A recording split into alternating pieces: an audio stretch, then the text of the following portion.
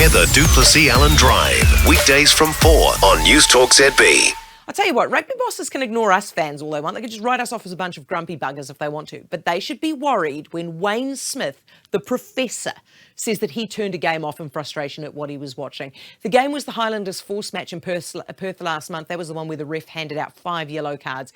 And so Wayne Smith vented in a podcast about it, and he said, I watched the game that Nick Berry refereed the other day, and his arm is out the whole time. Every single play, there's an advantage. Then, we're going to go 7-8 phases, and if it goes nowhere, we're going to come back, and then it's going to be a penalty. Then 30 seconds to kick the ball, another 40 seconds for the line out to happen. It's going to be a drive that's going to collapse, and it's going to be an arm coming out. It's going to come back to another penalty, kick to touch, another drive, then a yellow card comes out because they do it again.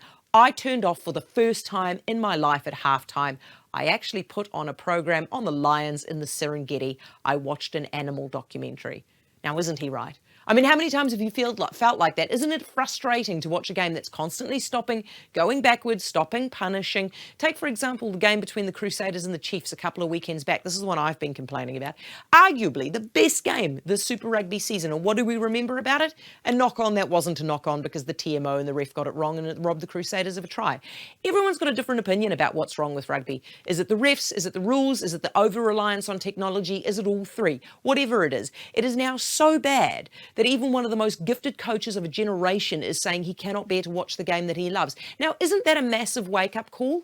The rugby bosses might have ignored the empty stadiums. They might have ignored the fact that kids don't want to play the game. They might have ignored the fact that Super Rugby is not really all that interesting at all.